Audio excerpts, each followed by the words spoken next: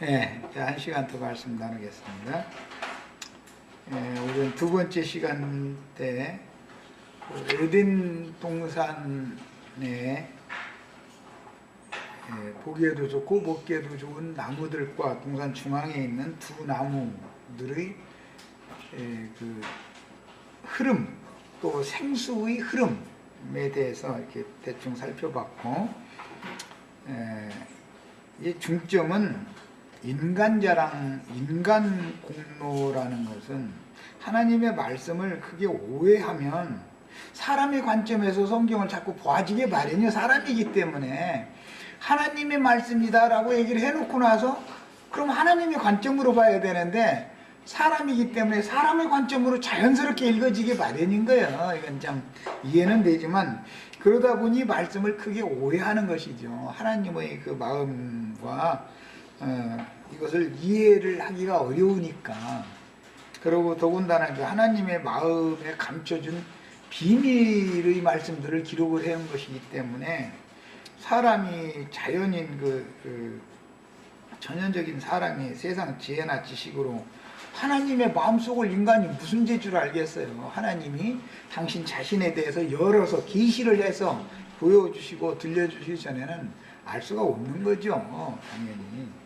그래서 이제 거룩한 성 밖에 있을 자들이라는 것은 모든 속된 것, 가증한 일, 거짓말하는 자들이다 그랬는데, 이게 다 알고 보면은 세속적이고 인간 자랑, 인간 공로를 앞세우게 돼 있는데 그런 사람들을 말하는 거다 이거예요. 이게 다.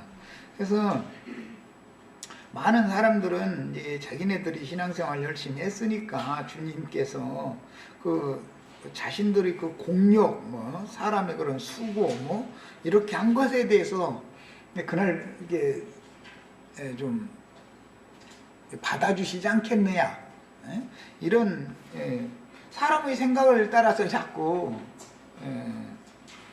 그런 어떤 가르침을 자꾸 가르치고 그걸 자꾸 세뇌를 당하다 보니까 그 가르침은 사람들이기 때문에 사람의 관점에서 성경을 보고 가르치면은 이해하기가 쉽거든. 그리고 받아들여주기도 신 거고, 하나님에 대해서 알기도 못하는 사람들한테 하나님의 마음속에 감춰있는 뜻은 이거다 이렇게 말하면 이게 이미 인간의 관점으로 가지고 있는 사람들한테 하나님 속에 들어있는 얘기라면 무슨 재주를 아냔 말이에요. 이게 믿어지기가 어렵죠. 그건 제 이해는 되지만 어쨌든 간에 모든 속된 것이나 가증한 일이나 거짓말하는 자들이라고 하는 것은 다른 게 아니라 선악과의 독과 그 다음에 혼합되어져 있는 생명수라고 하지만 사실은 혼탁한 물, 그것을 먹고 마심으로 인해서 신앙이 자꾸 변질되어지고 세속화되어지고 타락되어지는 건데, 그 결과로 나타난 열매라는 게 뭐냐? 인간 자랑,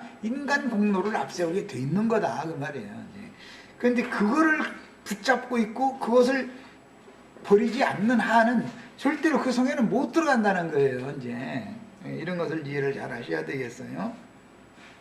그 다음에 중요한 것은 이제 땅의 동방에 동산을 창설하셨다 그랬는데 이게 이제 상징이니까, 지상세계의 팔레스타인 땅의 시온산 위에 세운 예루살렘 성이라고 하는 것은 하늘의 시온산에 주님께서 친히 경영하시고 지으실 터가 있는 한 성을 하늘의 시온산 위에다가 세우실 것에 대한 하나님이 세우는 거, 이거는 뭐 사람이 손으로 사람이 노력해서 땅에서 세우는 것 같으면 사람들이 하는 것이지만, 이 차이를 명확하게 구분이 안 되는 사람은 성경이 증거하는 이 증거가 도대체가 이해가 안 되는 거예요. 이게 그래도 말이야, 사람이 다는 아닐지라도 사람이 뭔가 조금은 예수님을 위해서 뭘 해드려야만 이거 될 것 같은, 이것이 사람에게 아주 그냥 말도 못하는 이거 고래심줄보다 더 질기다니까. 이게 내내 얘기해놓고 나면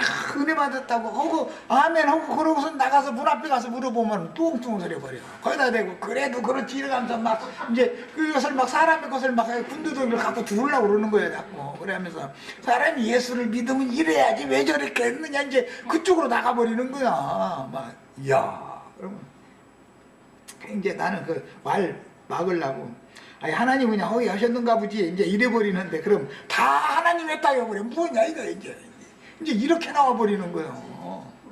이런 사람들은 당할 수가 없어. 이게 선악과의 독이라는 게 얼마나 무서운가를 아셔야 되겠어요. 구약시대에는 율법 행위를 가지고 율법 제물을 가지고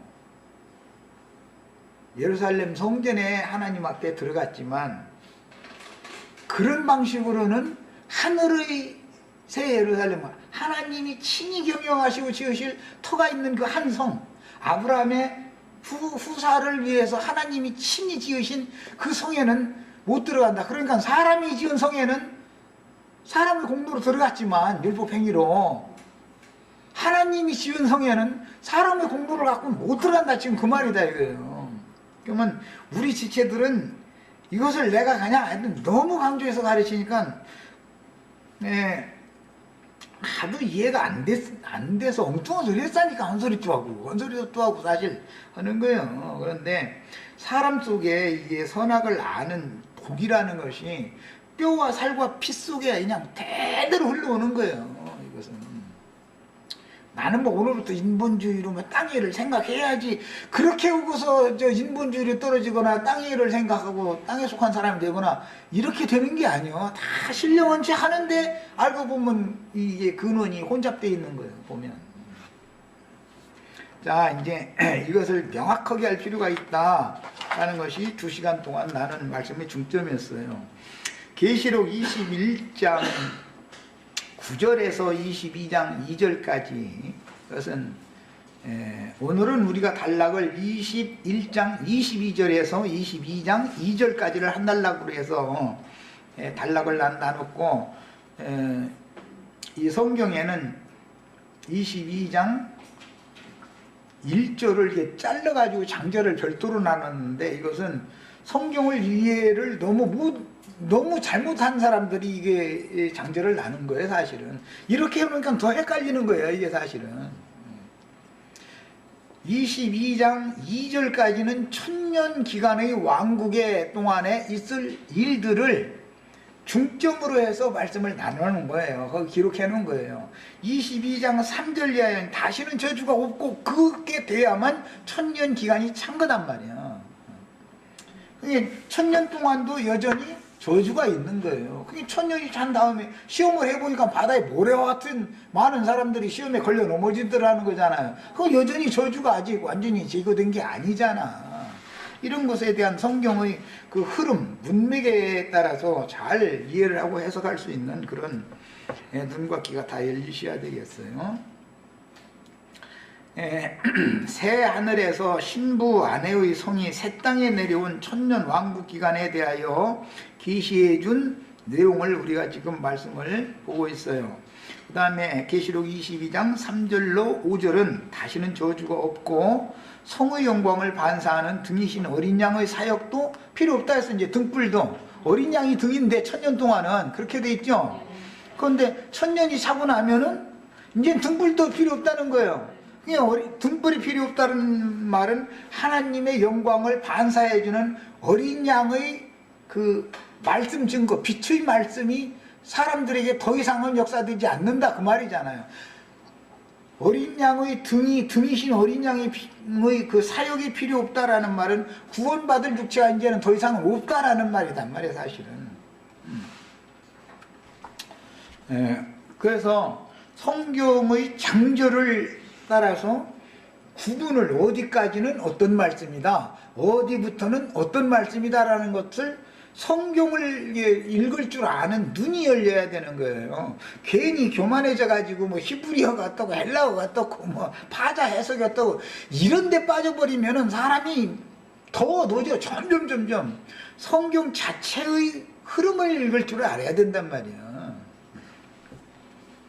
그 다음에 우리는 지금 성경의 결론을 상고하면서 성경의 시작에 계시된 에덴 동산과 그 안에 모든 보기에도 좋고 먹기에도 좋은 나무들이 나게 하신 말씀, 그 중에 특히 생명나무와 선악을 알게 하는 나무, 그 다음에 동산 중앙에서부터 발원돼서 흐르기 시작한 생수가 첫 번째 강인 비손강에서부터 나눠져 가지고 흘러가 가지고 마지막 강은 큰 강 유브라데 네 번째 강인데 거기 가면은 에스겔 선지자의 예언에 의하면 사람이 헤엄쳐서도 건너갈 수가 없는, 아니 막 물이 넘쳐버리니까 창이라니까, 예, 그만큼 큰 물이 흘러간다. 상징이다. 그냥 시간이 지날수록 예수님이 말씀을 처음에 순수한 내가 주는 물을 마시면 다시는 목마르지 않고 그 배에서 생수의 강이 흘러나리라 하신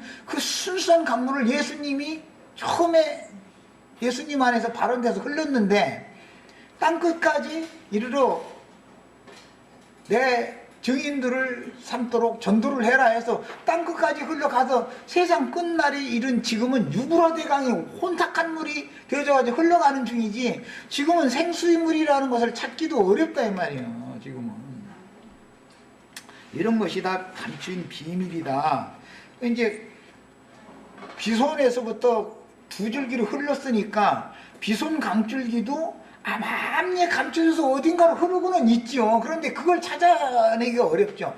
막 급한 그 경유로 이렇게 거쳐가지고 유브라데강 그 큰 강물로 흘러가는 그쪽엔 사람들이 휩쓸려 떠내려가고 그쪽에 많이 몰려가지만 감춰져 있는 생수의 순수한 물이 다른 쪽으로 흘러가는데 그리스도 영은, 진리의 영은 엉뚱한 쪽으로 흘러가는 거 아니에요, 지금. 이 세상 교계 이쪽으로 흘러가는 게 아니라.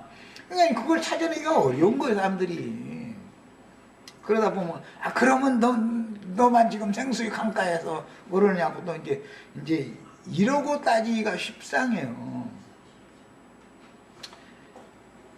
공안샘의 그 물을 열어가지고 물을 길어주는 목자는 주님이 세우는 것이지 사람이 세우는 게 아니요. 요한의 세례라는 것이 사람에게로부터 나온 게 아니잖아.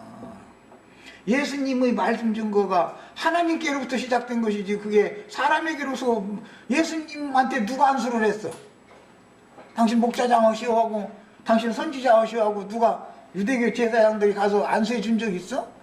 그러니까 이런 어떤 노선의 흐름을 너무 오늘날 기독교인들이 너무 모르는 거예요. 말하자면 다 쓸데없는 세상 지식, 세상 지혜를 가지고 뱀지식 가지고 따따고 달라고 그러고 그런 쪽으로 자꾸 휩쓸리는 거예요. 그게 우리는 이제 이런 것을 잘 구분을 하셔야 되겠어요. 그래서 아무리 깊은 생수 유물이 봉해져서 다른 뭐 티끌이나 뭐 흙먼지나 이런 것이 들어가지 않으려니까 닫아놓은 거 아니겠어요? 그 물이 깊기 때문에 그 힘 있는 사람이 그 물을 길어가지고서 약물에게 먹여줘야 되는 건데 다 자기는 깊은 생수의 샘에서 물 길어서 여러분에게 생수 마시게 해준다고 그러지 나는 혼탁한 유브라데 강물 마시게 하는 사람이라고 하는 사람은 이 세상엔 하나도 없어. 누가 그런 사람 어디가 있어요? 그러나 우리는 영을 분별을 해야 된다 이거예요. 누구에게 어떤 가르침을 받을 때는 속되고 가증한 것을 섞고 있는지 거짓말들을 거기에 섞고 있는지 그 구분이 와야 되는 거거든. 듣는 사람에게도 책임이 있는 거죠. 전하는 자에게만 책임이 있는 게 아니라. 세상에서도 자식 혼인시켜놨더니 말이야 날마다 투닥투닥 했었더니 나중엔 죄송합니다 아버지 할 수 없이 우리 헤어지기로 했습니다 이제 이러면 기분이 좋아요? 화가 잔뜩 나버려. 이놈의 자식이 지금 도대체 말이야 뭔 소리로 네가 뭔 짓 했길래 그러냐고 그러고 며느리 불러다 놓고는 너는 책임 없느냐 말이야. 네 남편 만서 네가 잘해야지 말이야. 일 저지르게 만들어 놓고 나서 이러고 저러고 하면서 이혼한다고. 이혼이 밥 먹는 것처럼 하는 거야 막. 아 이러고 부모가 이혼 허락해주는 부모는 없죠. 마찬가지예요. 하나님의 마음이 그렇다 이거예요.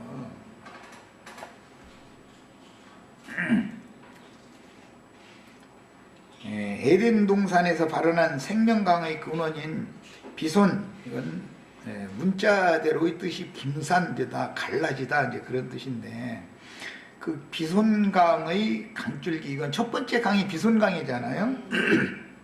강줄기가 큰 강 유브라데 하수까지 흐르게 된 경위와 뱀의 사주를 받은 여자가 금령의 실과를 따먹고 그 남편에게도 주매 그 남편마저 금령의 실과를 먹은 결과 함께 눈이 밝아져서 자신들이 벗은 줄을 알게 되어 무화과 나무 잎으로 치마하여 있고 동산의 나무들 사이에 숨었다고 한 창세기 기록에서부터 계속해서 이게 암시적으로 흘러오다가 계시록 오늘 우리가 읽은 말씀 22장 2절 말씀에는 생명강가에 심겨진 그 생명나무들이 이파리가 천년 왕국 기간의 주님의 백성들임에도 불구하고 치료를 그 이파리로 치료를 하는 약재료로 이게 사용이 된다 그랬어요.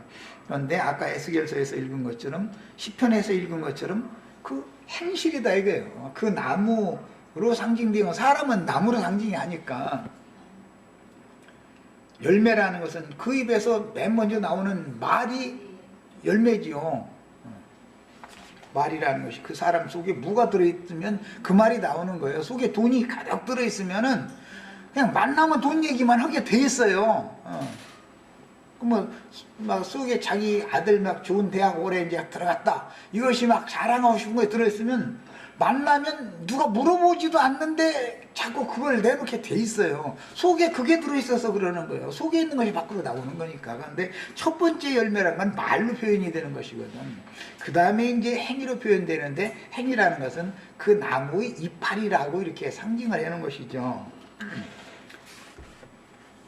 그 다음에 무화과 나무 잎사귀로 치마하여 있고 여호와 하나님의 얼굴을 피하여 동산의 나무들 사이에 숨었다 하는 것은 그 동산의 나무들이라는 것이 유대교 지도자들을 상징하는 것이잖아요. 원래는 주님의 제자들을 말하는 것인데 하나님의 뜻에는 그런데 주님의 제자들이 아니고 사실은 사탄이 보낸 그 선악을 알게 하는 나무 열매 가지들이 되라 이 말이야. 이제 그것들 사이에 숨는다라는 것은 그 사람을 추종한다. 그 인간들을 자기네들에게 하나님의 말씀을 크게 오해해서 그릇 가르치는 사람들을 의지해서 자신들의 그 죄와 허물과 흠결들과 이런 것을 스스로 가리고 하나님의 영광 앞에 나가려고 자꾸 그런다 그래요. 그게 종교 생활이잖아요. 율법 종교 생활.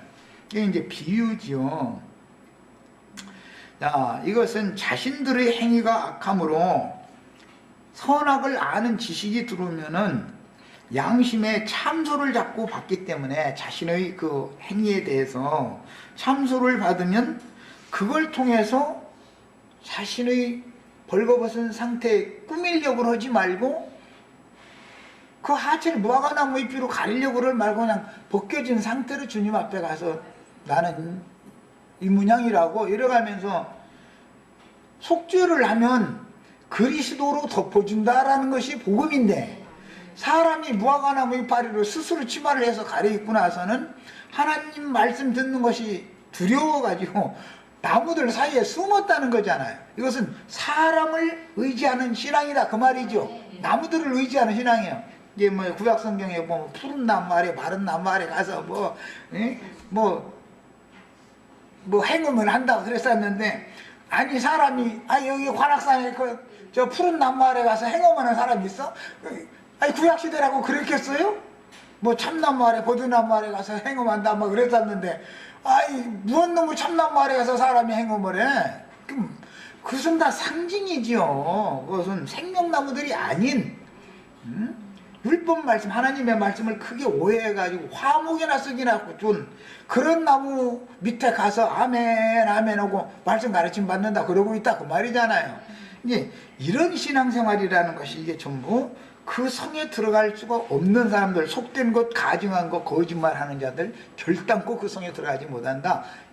여기 해당하는 사람들이라는 게 다 그런 짓을 한다 이거예요. 그들이 무슨 뭐 나쁜 짓을 하고 지나가는 아저씨한테 괜히 싸움 걸었고 막 이제 그랬다는 게 아니에요 절대로. 알고 보면 굉장히 인간적으로는 선한 사람이고 인간 자랑거리가 있고 인간 공로를 내세울 만한 뭐가 다 있는 사람들인 거예요. 그런데 그 행위가 하나님 보시기에는 가증하다는 거잖아요. 위선적인 거기 때문에. 자기의 진솔하게 드러내놓고 하나님 앞에 용서를 구해야 되는데 그렇게를 않는다는 거예요. 종교라는 게 이렇게 위험한 거예요. 그 다음에 영원히 여호와의 얼굴을 보지 못하도록 버림을 받는 것이 영원한 멸망이요 둘째 사망인데, 그러나 아직 이 생에 살아있다는 것은 비록 성 밖에 쫓겨나 있고 속된 거, 가증한 일, 거짓말을 하는 자들에게 계속 가르침 받던 그것이 해독이 되지 않고 씻겨져 나가지 않고 깨끗하게 못했을지라도 아직 이 세상에 살아있다라는 것은 아직은 은혜를 받을 수 있는 길이 하나가 여전히 남아있다라는 건데, 끝내 증인들이 전파하는 인마진 이스라엘 12지파의 증인들이 전파하는 그 말씀을 대적하고 해방하고 믿음으로 받아들이지 않으면 백성 구원도 못 받는다, 지금 그 말이에요. 이제 백성 구원이라도 받아야 될 거 아니야. 그런데 이게 사실 어려운 얘기예요. 사실은 지금 유명한 목사님들이 참 거룩거룩하고 막 이상한 막 울긋불긋한 옷 입고 막 거룩거룩 찾는 신부님들, 엊그제 무슨 추기경인가 교황한테 가서 안수받고 오는데 보니까 어리어리하더만. 하여튼 그런 사람들은 오는 세상에서 자기네들은 그런 이 세상에서 영광 보좌의 자리에 앉아서 누리던 그런 권위를 다 박탈당하고 인마진 12지파 사람들한테 그 권위를 맡겨서 사역을 하게 하면 거기에 가서 무슨 말인가 하고 거기에 수요 와서 말씀 듣기가 어려운 거예요. 그런 사람은 고사치고 5명 가르치는 사람도 남말 안 들으려고 그래요. 5명. 사람이 양이 5명만 따라와도 다 목사라고 거들먹 부리려고 그러지, 절대 남말 안 들어. 사람이라는 게 이게 뭔가가 잘못된 오해된 하나님의 말씀을 지식으로 잘못 붙잡혔다가는 그 지식이 자기를 죽이는 거예요. 이걸 알아야 돼, 사람들이. 그 다음에 그래서 그런 것들을 남긴 상태로 인간 자랑거리, 인간 공로, 이런 것을 가지고 하나님의 영광 앞에 들어가려고 하는 그런 영과 그런 사상을 가지고 오는 세상에 살아남겨져 있을지라도 들어가기가 어렵다는 거예요. 이게 그걸 버리기가 어렵기 때문에 그 사람들은 내가 과거에 목사였다 맨 이 생각만 하고 있거든. 그러니 그게 되겠어요? 그리고 또 거기에 붙어있던 음료 가라지 무리와 섞여 있는 음력교에서 양육받던 사람 거듭났을지라도, 설사 거듭났을지라도 그 목사라는 나무 사이에 숨는 것을 원하지 하나님 앞에 자신을 정직하게 드러내려고는 않기 때문에, 사람에 한번 미혹당해서 사람을 의지하는 신앙으로 딱 빠져버리면은 이만희 무슨 장길자 뿐 아니고 이게 사람을 추종하고 사람을 맹신하는 이런 신앙에 붙잡혀 있던 사람은 그 사람 보면 자기 죽는 줄 알아.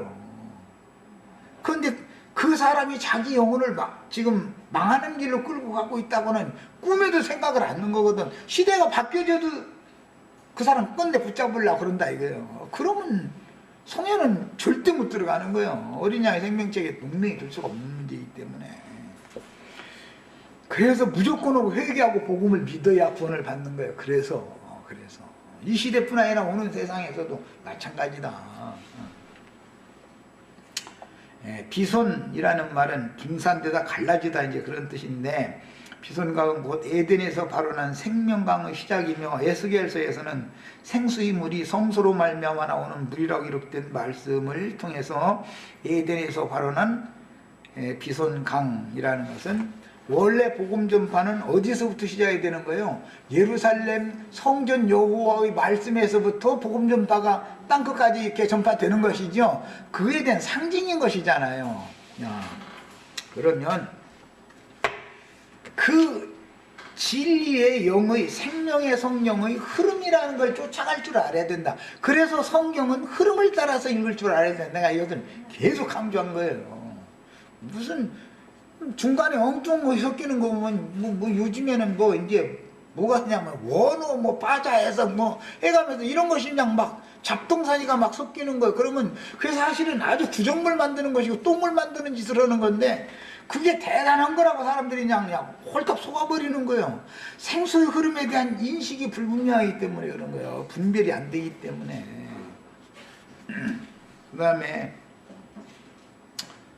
비손강은 성전의 성소에서 발현되는 생명의 물인데 분산 혹은 갈라짐이라는 뜻의 강 이름을 통해서 비손에서부터 첫째 강에서부터 은혜와 진리, 정죄와 심판의 두 물줄기로 갈라져서 흐르게 돼 있는데 정죄와 심판의 말씀으로 하나님 말씀을 크게 오해하여서 가르치고 가르치는 자들은 많은 사람이 거기에 휩쓸리기 때문에 큰 강 유브라데가 되는 거예요. 그 유브라데 하수라는 말 이사야 선지자에 보면 그런 거예요. 그 하수물이지 그건 상수물이 아니다 이게. 하수물이란 건 마실 수 없는 물이잖아.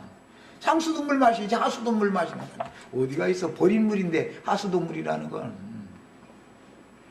시편 제1편에 나오는 복 있는 사람들은 시절 달마다라고 그랬는데 시절을 쫓아 과실을 맺는 보기에도 좋고 먹기에도 좋은 나무라고 비유를 했고 에덴 동산 중앙에 있는 생명나무와 보기에도 좋고 먹기에도 좋은 나무들이라는 것은 생명나무 가지들로 예수님은 이제 뒤에 표현을 했어요. 마귀도 선악을 알게 하는 나무라고 가지를 안 폈냐 이거예요. 에스겔 37장이나 다니엘 4장이나 이런 데 보면은 그 고가 나무가 얼마나 큰지 고가 하늘에 닿고 온 천지를 다 나무 그늘로 이렇게 덮더라는 거예요. 그러니까 나무 가지가 얼마나 번성을 한 거예요 그게. 그 말씀을 예수님이 인용할 때는 천국복음 말씀으로 비유를 할 때는 나물이 나무가 되매 새들이 와서 깃들였다 그랬어요. 그 새들이라는 것은 길가에 뿌려진 씨를 다 쪼아먹어버린 새들이잖아. 마귀라고 했고 악령들이 다 일어났잖아. 해석이 다 나와 있는 거예요. 그리고 다니엘서나 에스겔 37장 이런 데 보면 왠가 들짐승들이 큰 나무 밑에 와서 그늘에 와서 다 자기 처소를 삼고 거기 살더라는 거잖아. 이거 뭐예요? 계시록 18장에는 귀신들이 쳐서요 부정한 새들이 모이는 곳이요 악령들이 거쳐다 말이에요. 여기가 그렇잖아. 그러니까 예수라는 나무가 사실은 제일 큰 나무임에도 불구하고 인간의 육의 눈으로 볼 때는 교황님이 큰 나무라고 생각되고 당회장 목사님이 큰 나무라고 생각되지 우리 뭐 김정아 자매가 그렇게 큰 나무라고 누가 김정아 자매를 누가 따라다니겠어. 생각해봐. 말이라게. 예. 이런 거 보면 너무 비밀스러워요. 요즘에는 여목사 제도가 있다 해가지고서 나 몇 년 전에 들은 얘기인데 자기 입으로 자기가 그거 거두면 자기 남편 혼자 앉혀놓고 일요일 날마다 설교를 한대.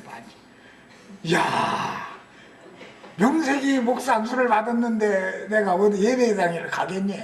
저희 집에서 자기 남편이라도 설교를 하고 앉았어야지. 그러니까 뭐예요 지금 짐승이 표를 받았다는 거잖아. 그러니까 나는 이 표를 절대 못 넣겠다 그 말이거든. 참 이야 여자들까지도 그렇게 교만하게 만들어 놔가지고 그러니 다 공명심, 자긍심 이런 것들만 똘똘 뭉쳐가지고 뭐 쥐뿔도 참 세상 말로 속된 말로 백두지 뿔 줄 모르면서 침대로만 가지고 내돌리고 다니고 앉았고 아유 정말 참 아유 그런 사람이 누구 하나나 다른 사람 있으면은 절대 그 버르장이를 못 고쳐. 다른 사람이 하나도 없으면 자기 남편이라도 앉혀놓고 설교를 해야 된다는 사람들인데 누구 하나나 따라와봐 그랬다가는 그 지가 가르치려고 그러지 가서 주님이 보낸 사자에게 말씀을 좀 들어보겠다 이렇게 겸손하게 나간다는 게 어려운 거예요. 우리 현실적으로도 보면 그렇잖아요. 우리 같이 교회 생활 하다가도 이런저런 사유로 다른 쪽으로 다 빠져나가는 사람들 보면은 다 사실은 내가 그런 걸 내색을 잘 안 해서 그러지 속에 야심이 다 있어. 내 사람 만들고자 하는 그게 다 있는 거야. 그것 때문에 같이 망하는 거예요. 사실은 끝까지 들어보는 거예요. 그리고 동역을 해야죠. 자기 은사가 있으면 그 당연히 사역을 해야 되는데 거짓말라고 해서 도와주지 잘하라고. 그런데 딱 단절해버리잖아. 왜? 자기의 어떤 것을 세우고자 하니까 단절해버리는 거는 교통을 끊는다는 건 생명의 흐름이 막혔다는 뜻이잖아 지금. 나는 이제는 더 이상 그런 거 말하고 싶지도 않지만은 그게 계시가 너무 부족한 거예요. 말하자면 성령의 흐름이 너무 없는 거죠. 그 다음에 참성전의 실체요 구속받은 모든 영혼들의 영원한 안식처인 에덴 동산의 실체가 되시는 주 예수의 마음 중심은 예수님의 신앙 양심이에요. 말하자면 생수의 원천지이다. 그 다음에 사탄을 떠나서 메시아께로 돌아가야 되는 것이 모든 인생들이 추구하는 바 영원한 본향을 목표로 삼고 이 생을 행인과 나그네로 장막에 살았던 선진들이 바라본 믿음의 표대였다. 즉 그러니까 우리의 중심인 우리의 신앙 양심, 즉 우리의 심령은 반드시 그리스도의 영에 돌아가서 거기에 연합을 해야 되는 것이 성경의 구원사다 그 말이야. 이것이 구속사예요. 그런데 다 자기 나름의 무엇을 채리려고 그러지 주님께로 돌아가려고 하네. 주님께로 돌아갔다라는 말은 그리스도의 몸을 함께 건축하는 것을 말하는 거예요. 우리가 주 안에 있다 주 안에 있다 이건 추상적으로 주님이 우주 공간 없는 데가 없는데 어디 가도 주님이 안 계신 데가 어디가 있겠어요. 실제적으로는 그리스도의 몸에 붙어 있다라는 증거를 내가 주 안에 왔다 주님 안에 있다 이렇게 말하는 것이지 무슨 허공에 계신 예수님 안에 우리가 어떻게 가 그런 말이 아닐 거 아니야. 교회 건축을 너무 무시하는 것은 이상이 없는 거예요. 한마디로 말해서. 그 다음에 선악을 알게 하는 나무는 못된 열매를 맺는 나무인 거짓 선지자들이요 거짓말하는 자들이요 처음부터 그 거짓말로 영혼들을 살인하는 악인들이 순수한 사람들을 순수하기보다는 좀 순진하다고 그러지 순수하다가 아니라 순진하고 어리석은 사람들을 꾀가지고 변질시켜서 자신이 벗은 줄을 알게 해주는 역할까지는 잘해요. 모든 사람은 죄인이다라는 얘기는 다 잘 일러주지요. 그래서 사람을 드러내는 것은 잘하는데 그것으로 마치는 게 아니죠. 드러내는 목적은 가려주고 덮어주실 주님께로 나아가라라고 하는 그 중매를 하는 목적으로 그 일을 하는 것인데 정죄를 해가면서 모세의 자리에 앉아가지고 지가 심판장로로 다 해버리고 앉았는 거잖아요. 지가 주인으로 다 해버리는 거예요. 그래서 노아의 때에도 이미 그 셈족들이 셋의 후예들이 하나님의 아들들이 말씀을 받던 자들이 사람의 딸들의 아름다움을 보고 자기가 좋아하는 모든 자로 자기 아내를 삼더라는 거예요. 그러니까 뭐 좋아하고 계신 가끔 내가 그 얘기했는데 한참 그 사람 잘 나갈 때는 60만 명이 모인다고까지 했었어요. 60만이라고까지 했어. 실제 60만이 뭐 됐는지는 난 자세히 모르나 그렇게 많은 무리가 모였을지라도 그 중에서 정말로 그리스도의 몸에 붙은 지체로 그런 음력교회에서 나와서 그리스도의 몸을 세워야 된다는 이상을 보고 진리를 따라서 교통을 마음을 열고 서로 하는 사람이 몇 명이나 있겠냐 말이야. 그런 체계 속에 있다 보면은 뭐 각지의 지교회라는 걸 또 두기 때문에 어차피 그 영이 그 영으로 그렇게 흘러가게 돼 있지. 그리스도와 연합되기는 어려운 거예요. 그 다음에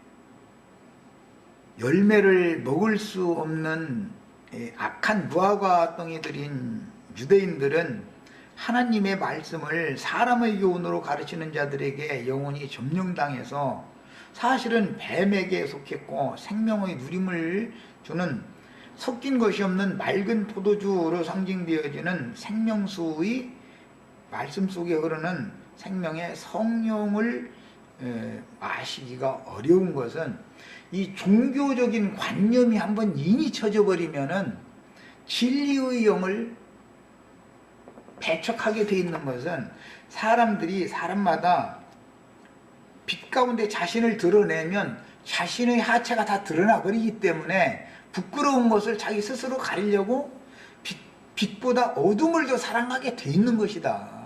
그래서 그런 율법 종교적인 그런 가르침을 받으면 예배당에만 오면 무조건 다 구원이다. 그러면 그게 얼마나 좋은 방법이야.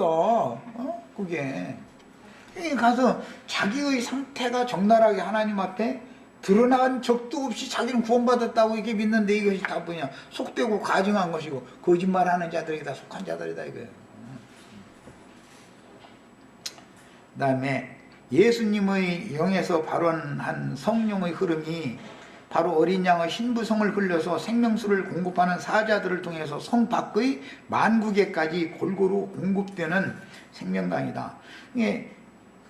그 성에서 생명강수가 발원되어서 생명강이 거룩한 성의 중심을 흐르고 있는 것으로 이렇게 기록이 됐지만 그 생수는 성 밖에 있는 만국의 하나님의 백성들도 다 마셔야죠. 그러려면 물을 떠다가 공급해 줄 사람이 필요하잖아.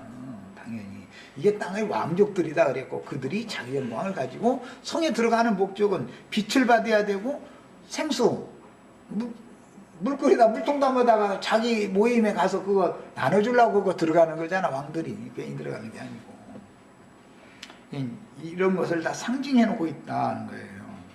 그 다음에 생명나무는 비손강가에 심어졌고 달마다 열매를 맺으며 그 잎사귀 즉 이기는 자들의 입은 의의 옷이 바라는 빛은 영원한 하나님의 선하신 뜻을 위하여 그 생명을 바친 의로운 행실들을 반영하는 것인데 마르지 않는 잎으로 비유하였고 영세의 새 땅에 살게 될 백성들의 완치되지 못한 혼을 치료하기 위한 약재료가 된다고 그랬는데 이 치료라는 말은 생명 공급과 필연적인 관계가 있다는 건 이미 말씀드렸어요. 율법 종교인들의 외식을 상징하는 무화과나무 잎으로 만든 치마와 영세의 백성들을 치료하는 약재료가 되는 생명나무 잎은 완전히 대조되는 말씀이며 율법 종교는 사람의 영혼을 병들게 하고 죽게 하지만 영적인 의로운 행실인 예수님과 모든 선진들의 신앙생활은 다른 영혼들을 치료하고 살리는 역할을 하게 된다는 것을 알 수 있습니다. 이건 즉 어떤 행위를 말할 때는 교회 생활을 말한다 이거. 성도들의 교회 생활을 말하는 거예요. 그러니까 어떤 교회 생활을 하면은 그 성에 못 들어가는 거예요. 이제 어떤 교회 생활하면 그 성에 들어가는 거예요. 이렇게 성경. 그래서 어떤 교회를 신부라고 말을 한 거예요. 최종적으로는 성령과 신부가 말씀하시나 성령과 교회가 말한다라고 하지를 않고 원은 그래야 맞는 거잖아요. 성령이 교회들을 위해서 지금 하신 말씀임에도 불구하고 최고로 하는 말씀은 성령과 신부가 말씀한다. 신부는 성이라고 그랬는데 이것은 하늘의 시온산에 있는 예루살렘 성에 이른 자들을 통해서 그들의 교회를 통해서 말씀하신다라는 뜻이다 이 말이에요. 생명 공급은 늘 교회를 통해서 하는 거예요. 성경이 말하는 의도는. 새 하늘에 세워진 신의 거처는 모든 구속받은 성도들 중에서 어둠의 그림자인 육성이 완전히 제거되고 진리의 말씀이 그 영혼을 새로 조성하여 온전한 구원을 이룬 성도들의 영혼들로 세워진 영생의 젖으로서 신의 영광이 찬란한 영역이기 때문에 곧 진리의 영과 연합되어 기록된 진리의 글을 바르게 깨달아진 성도들만 말씀의 영광을 반사하여 천년왕국에서 새 땅의 만국 백성들을 치료할 수가 있습니다.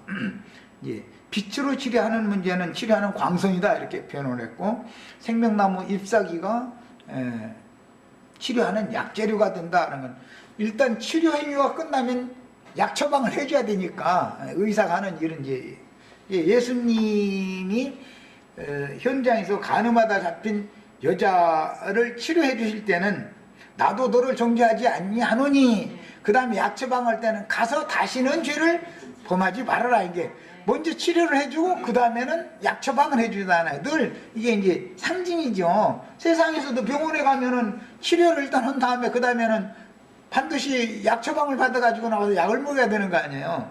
늘 그렇게 하는 것이 이게 상징적인 표현들이다.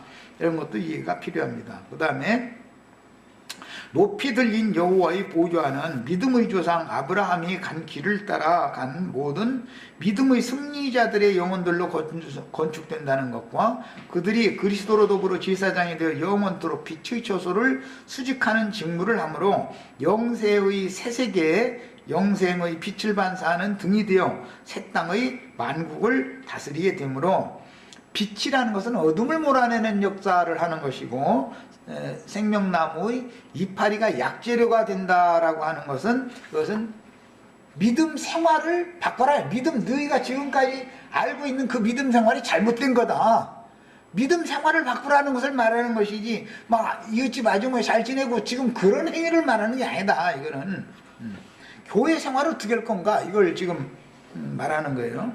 오늘날로 말하면 기독교 생활을 떠나서 하늘에 기록한 장자들의 총회, 교회에 이른 자들 그 성령과 신부의 말씀에 순종하는 신앙생활, 교회 생활을 바르게 해라. 지금 그걸 말하는 거다 이거예요.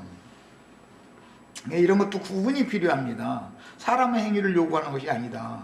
그 다음에 영세에서는 큰 강 유브라데의 하수가에 심어진 선악을 알게 하는 나무와 생명강가에 심어진 생명나무 열매가 있고 잎사귀가 양편이 다 잎사귀가 있죠. 사람이 스스로 침하여 있는 나무는 유브라데 강가에 나무 거기라고 나무들이 얼마나 많이 더 많이 심어져 있지.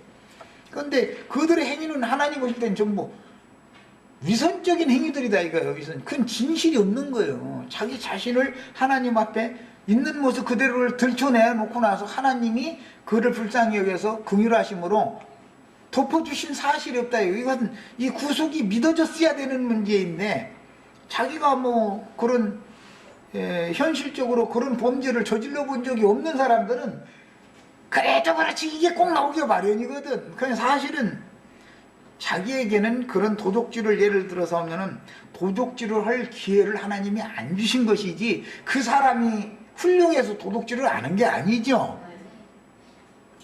바리새인이 나는 저 세리처럼 간음을 하지 않았다고 그래. 세리가 간음원들 쫓아다니고 봤는지 어쩐지 뭐 몰라도 자기가 간음을 하지 않았어도 그것은 주님께서 간음할 수 있는 그런 위험에서 지켜주신 은혜로 말미암은 것이지 사람이 그걸 그렇게 한 게 아니죠. 벌써 모든 게 다 마찬가지죠. 사람으로 말미암은 인간 공로, 인간 자랑을 가지고 있다면 이 사람은 구원과는 아무 상관없는 사람이다라는 거예요. 사실은 그 사람이 그런 기회가 주어지면 세리보다 배나 더 할 사람이지 뭐 사실은. 그런데 세상 말로도 마음은 굴뚝 같은데 그게 안 돼서 못했을 뿐이지. 그 다음에 이런 것이 다 하나님이 하시는 일이다라는 걸 아셔야 되고, 그래서 천연적으로 양심이 강직하고 바른 사람이 구원받기가 더 어려운 것이다. 이웃 사람들한테 그분은 정말 법 없어도 살 사람이다 해가면서 막 칭찬 듣죠. 사람 좋은 사람이라고. 이 사람은 복음을 전하면은 절대 믿음으로 받아들이지 않습니다.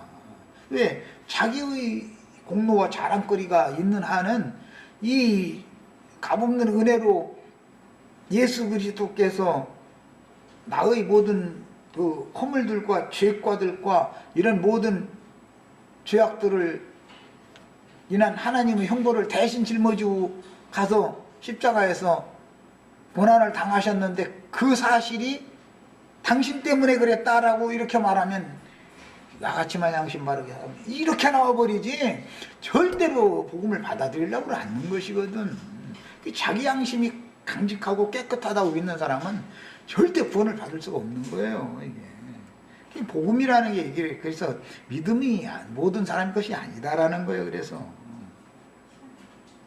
예, 높이 들린 여호와의 보좌는 믿음의 조상 아브라함이 간 길을 따라간 모든 믿음의 승리자들의 영혼들로 건축된다는 것과 그들이 그리스도로 더불어 제사장이 되어 영원토록 빛의 처소를 수직하는 직무를 함으로 영세의 새 세계에 영생의 빛을 반사하는 등이 되어 새 땅의 만국을 다스린다. 이것은 빛으로 다스린다라는 말이고, 그 다음에 공급을 하는 것은 생명과의 그 공급을 주는 생명수의 물을 길어다가 같이 물을 마시게 해주는 것을 말하는 거예요. 이게 천년 왕국에서 왕노릇 한다라고 할 때 약물이들에 대해서는 생명을 공급해 주는 것이 왕노릇 하는 거예요. 그러나 염소무리들에 대해서는 철장으로 다스려야 된다 이거예요. 이제 이 얘기는 이제 다음 시간에 하겠습니다. 그래서 우리는 현세에서도 마찬가지예요. 교회 안에서는 그리스도의 성령으로 말미암아 생명 공급을 받아야죠. 이게 다스림 받는 거예요. 성령께서 우리를 다스려 주시는 거예요. 그러나 세상에서는 세상의 통치권을 가진 사람들을 하나님이 모든 권세는 누구로부터 온 거예요? 그게 이번에 박아무의 대통령 자기가 선거운동 잘해서 된 거예요. 주님께서 세우는 거예요. 우리는 이렇게 믿는다 이거. 그러니까 하나님의 두려우심 때문에 박 대통령이 하는 짓이 예를 들어 마음에 안 들어도 순종하고 복종해야죠. 국세 내라 하면 국세 내야죠. 공세 내라 하면 공세 내야 돼요. 다 내야 되는 거예요. 복종하고. 예. 이것은 거기에 복종을 안 하면 어떻게 해요?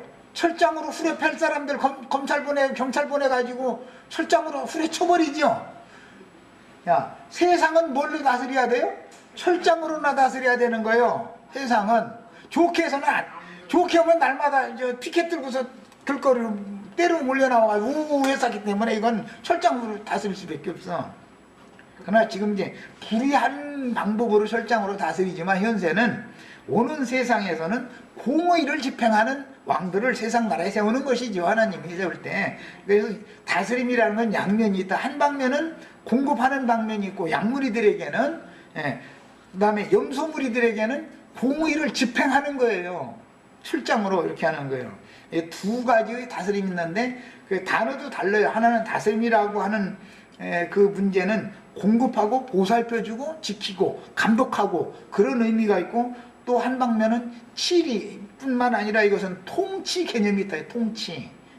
그래서 다스림이라는 건 염소무리는 통치를 하는 것이고 약무리는 공급해주고 보호해주고 지켜주는 거예요. 이렇게 하는 거예요. 여기까지 해서 마치겠습니다.